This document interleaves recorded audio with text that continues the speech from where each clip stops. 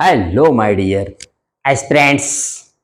आपको पता होना चाहिए कि आज बहुत बड़ी एक बिग न्यूज़ आई है और उस बिग न्यूज़ के बारे में आप जरूर जानना चाहेंगे।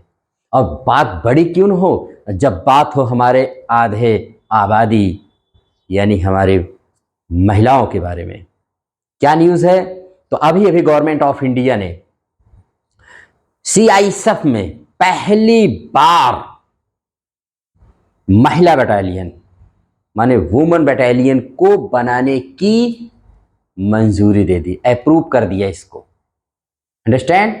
तो आज हम थोड़ा सा जानकारी आपको इसके बारे में देना चाह रहे हैं कि हमारे जो फोर्सेस हैं, देखिए एक तो एक्चुअली हमारे देश की फोर्सेस जो होती है, जो थ्री फोर्सेस होती हैं, जो थ्री फोर्सेस हैं, ठीक है, जिनको आप आर्मी, नेवी, एयर फोर्स कहते हैं, इनका काम है देश के बाहर से दुश्मन की रक्षा, माने बाहर के दुश्मनों से देश की रक्षा करना। Understand? To protect the country from the outside enemies. फिर वो किसी भी वे से आए, चाहे हवा से आए, चाहे वो थ्रू एयर आ रहा है या लैंड से आ रहा है या वाटर से आ रहा है, किसी भी तरह से आएगा उसके लिए है। तो मिनिस्ट्री ऑफ डिफेंस में ये 3 एयर माने फोर्सेज आती हैं और एक आईसीजी इंडियन कोस्ट गार्ड, ये आते हैं 4। लेकिन उसके बाद हमारे भारत सरकार के पास भी एक फोर्स है जिसका नाम है CAPF, central armed police forces. अब ये भारत सरकार की पुलिस है। जैसे राज्यों की, स्टेट्स की अपनी पुलिस होती है, वैसे भारत सरकार की भी अपनी पुलिस है और उस पुलिस का नाम है सीएपीएफ, ठीक है, सेंट्रल आर्म्ड पुलिस फोर्सेज, यानी केंद्रीय सशस्त्र पुलिस बल। इसके अंतर्गत बहुत सारी फोर्सेज आती हैं। बहुत सारी का मतलब है जो भी है मैं आपको बता रहा हूं, बस सुनते जाइए। तो उसमें जो अभी जो परिवर्तन हुआ है, तो मैं सबसे पहले आपको थोड़ा सा परिचय आपको सीआईएसएफ के बारे में दे दूं। सीआईएसएफ का क्या काम है? सीआईएसएफ को फुल फॉर्म होता है सेंट्रल इंडस्ट्रियल सिक्योरिटी फोर्स, यानी केंद्रीय औद्योगिक सुरक्षा बल। इसकी स्थापना 10 मार्च 1969 को हुई थी, आज से 55 साल पहले। और इसका मोटो है प्रोटेक्शन एंड सिक्योरिटी, माने सुरक्षा और संरक्षण। और इसके डीजी हैं आज की डेट में जो मैं बता राजविंदर सिंह भट्टी जी हैं। और इसका एम है to provide security to large institutions, be it government और प्राइवेट।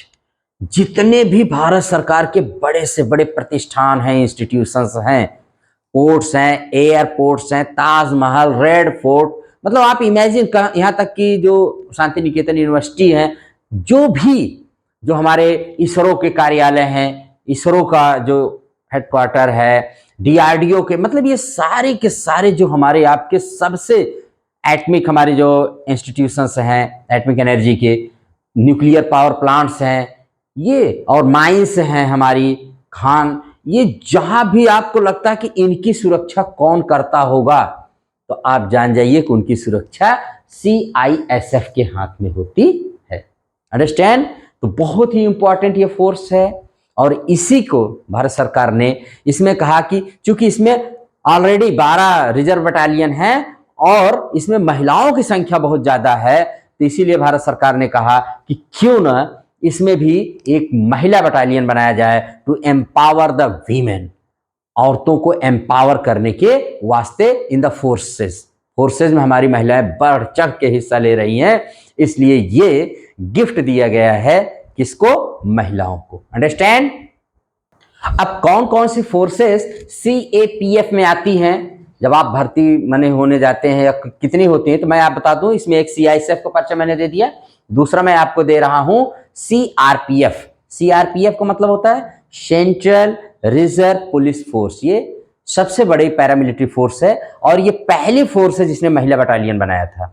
इसको आप जानते रहिएगा, वेरी वेरी इंपॉर्टेंट है सीआरपीएफ। और उसके बाद दूसरा मैंने सीआईएसएफ बताया है, तीसरा इसमें एनएसजी आते हैं, नेशनल सिक्योरिटी गार्ड्स। ये क्या है? इनका स्पेशली काम है टू काउंटर टेररिज्म। ये स्पेशल काउंटर टेररिज्म फोर्स भी इनको कहा जाता है। अभी अभी वीआईपी से इनकी सिक्योरिटी हटा दी गई है, अब वीआईपी की जो सिक्योरिटी दी जाएगी वो सीआरपीएफ के द्वारा दी जाएगी, अभी अभी निर्णय लिया गया है। और उसके बाद है जो हमारे यहाँ मिनिस्ट्री ऑफ होम अफेयर्स है, गृह मंत्रालय है, वो कहता है कि वन बॉर्डर वन फोर्स, यानी हर एक बॉर्डर पर एक फोर्स।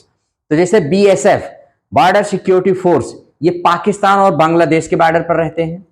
उसके बाद ITBP, Indo Tibetan border police, ये चाइना बॉर्डर पर रहते हैं। एसएसबी, सशस्त्र सीमा बल, नेपाल और भूटान के बॉर्डर पर ये रहते हैं। AR, Assam rifles, Myanmar border पर ये हमारे हैं। और जो एआर है, आसाम राइफल्स, भारत का सबसे पुराना अर्धसैनिक बल है। अर्धसैनिक बल, यस, इनको हम पैरामिलिट्री फोर्सेस भी कहते हैं। किसको? सीएपीएफ। यही फोर्सेज हैं जो सीएपीएफ के नाम से जानी जाती हैं। सीआरपीएफ, सीआईएसएफ, बीएसएफ, ये सब जो फोर्सेज होती हैं, या बीएसएफ, आईटीबीपी, एसएसबी, एआर माने आसाम राइफल्स, ये सब फोर्सेज होती हैं जो हमारी किसके अंतर्गत आती हैं? ये सब हमारी सीएपीएफ के अंतर्गत आती है। हाँ, एक चीज याद रखना, इसमें जो एआर आसाम राइफल्स है, ये एकमात्र ऐसा पैरामिलिट्री फोर्स है जो होम मिनिस्टर के भी माने होम मिनिस्ट्री के भी अंतर्गत आता है और डिफेंस मिनिस्ट्री के भी अंतर्गत आता है। यस, तो सीआरपीएफ जो था, अभी मैंने बताया जो भारत की ये है, तो इसी में इसकी स्थापना 1939 में की गई थी और इसे क्राउन रिप्रेजेंटेटिव पुलिस कहा जाता है। लेकिन 1949 में इसका नाम बदल करके सीआरपीएफ कर दिया गया था। और दंगों से निपटने के लिए 1992 में स्थापित रैपिड एक्शन फोर्स सीआरपीएफ का ही भाग है, आरएएफ, रैपिड एक्शन फोर्स। ठीक है, तो इसको आप जानते रहिएगा। आंतरिक सुरक्षा अकादमी संस्थान के माउंट आबू में स्थित है। 1975 में इसकी स्थापना सीआरपीएफ के अधिकारियों के प्रशिक्षण हेतु की गई थी। और उसके बाद जो है तमाम जो हमारे फोर्सेस के नाम अभी बताए, तो मैं उनकी स्थापना और मुख्यालय में आपको जल्दी से बता दे रहा हूं। असम राइफल्स 1835 में ये बना था, इसका मुख्यालय है शिलांग में। सीआरपीएफ 1939 में बना, नई दिल्ली में है। और उसके बाद एनसीसी, नेशनल कैडेट कॉर्प्स, इसका 1948 में नई दिल्ली में है। और उसके बाद है आईटीबीपी, 1962 में बना, नई दिल्ली में है। बीएसएफ माने बॉर्डर सिक्योरिटी फोर्स, ये 1965 में बना, इसका भी एचक्यू नई दिल्ली में ही है। और सीआईएसएफ का नई दिल्ली है ही एचक्यू। और तट रक्षा बल, कोस्ट गार्ड जो होते हैं, 1978 में नई दिल्ली में है। और राष्ट्रीय सुरक्षा गार्ड यानी एनएसजी 1984 में बना और नई दिल्ली में इसका भी है।